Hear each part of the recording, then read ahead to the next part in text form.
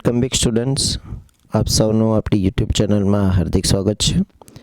વિદ્યાર્થી મિત્રો, આપણે એનએમએમએસ પરીક્ષા 2026ની તૈયારીના ભાગરૂપે આપણે આ વિડીયોની અંદર ધોરણ 8 વિષય વિજ્ઞાનના પ્રકરણ નંબર 4 જૂના ક્રમ પ્રમાણે છઠ્ઠો ક્રમ છે, નવા પાઠ્યપુસ્તક પ્રમાણે આપણો ચોથો ક્રમ છે, દહન અને જ્યોત, એના મોસ્ટ આપણે 30 MP MCQ જવાના છે।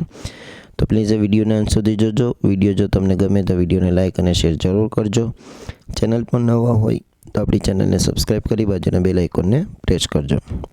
પહેલો પ્રશ્ન, સૂર્યમાં ઉર્જા અને પ્રકાશ કઈ પ્રક્રિયાને લીધે ઉત્પન્ન થાય છે? એમાં જવાબ આવશે ન્યુક્લિયર। બીજો પ્રશ્ન, માચિસના બોક્સ પર દિવાસળી સળગાવવા માટે કયો પદાર્થ લગાડેલો હોય છે? તો કે ફોસ્ફરસ। ત્રીજો પ્રશ્ન, વીજળીના પડવાથી જે આગ લાગે છે તે કયા પ્રકારનું દહન છે? તો કે સ્વયંસ્ફુરિત દહન।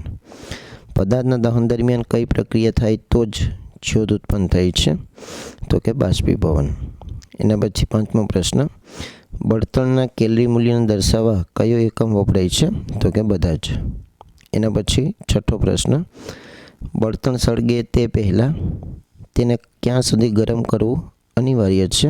તો એમાં જવાબ આવશે એના જ્વલન બિંદુ સુધી। સાતમો પ્રશ્ન, એસિડ વર્ષા માટે નીચેનામાંથી કયો ઘટક જવાબદાર છે? તેમાં જવાબ આવશે ડી। આઠમો, સૌથી ઓછું પ્રદૂષણ ફેલાવતો ઘટક કયું છે? તેમાં પણ જવાબ આવશે ડી, CNG। નીચેનામાંથી કયું વિધાન દહન માટે અયોગ્ય છે? તો નવમોમાં પણ જવાબ આવશે ડી। એના પછી દસમો પ્રશ્ન, બળતણનું અપૂર્ણ દહન થવાથી કયો વાયુ ઉત્પન્ન થાય છે? તેમાં જવાબ આવશે બી, કાર્બન મોનોક્સાઇડ। નીચેમાંથી કયો પદાર્થ અગ્નિશામક તરીકે ઉપયોગી નથી? તેમાં જવાબ આવશે ઓક્સિજન।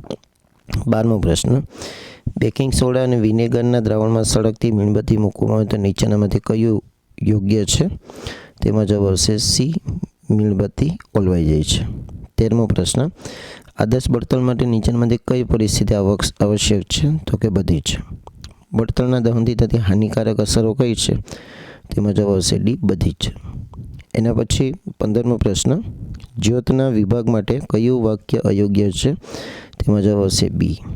15મો, કોલસો સળગે ત્યારે ખાલી જગ્યા થઈ છે? તો 16મોમાં જવાબ આવશે બી, ઉષ્મા ઉત્પન્ન થાય છે। કોલસાને બંધ રૂમમાં સળગાવતા ખાલી જગ્યા?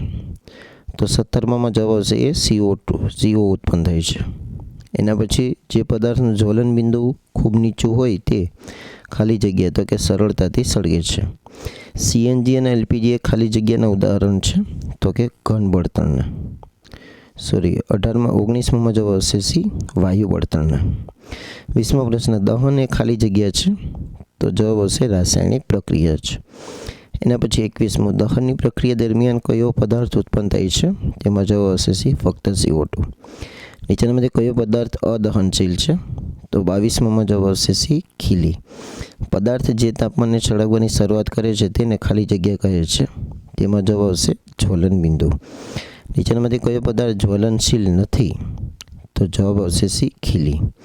એના 25મો પ્રશ્ન, નીચેનામાંથી કયો પદાર્થ અગ્નિશામક તરીકે વપરાતો નથી? તેમાં જવાબ આવશે ડી, પેટ્રોલ। ડીઝલ અને કોલસાના દહનથી ખાલી જગ્યા વાયુ ઉત્પન્ન થાય છે? તો 26મામાં જવાબ આવશે સલ્ફર ડાયોક્સાઇડ। 27મો પ્રશ્ન, સોનું પીગાળવા માટે જ્યોતના કયા ભાગનો ઉપયોગ કરે છે? તો કે બહારના। આદર્શ બળતણ માટે નીચેનામાંથી કયું વિધાન અયોગ્ય છે? તો કે ડી। 29મામાં જવાબ આવશે ડી। અને 30મો પ્રશ્ન, તેલથી લાગેલી આગને ખાલી જગ્યા વડે નિયંત્રણ કરી શકાય નહીં, પાણી વડે। તો અહીં મોસ્ટ MCQ પૂર્ણ થઈ છે। આશા રાખીશ કે તમને આ વિડીયો ગમ્યો હશે। જો વિડીયો ગમ્યો હોય તો વિડીયોને લાઇક કરો, તમારા મિત્રો સુધી શેર કરો, અને જો ચેનલ પર નવા હોય તો આપણી ચેનલને સબસ્ક્રાઈબ કરી બાજુના બેલ આઇકોનને પ્રેસ કરો। Thank you very much.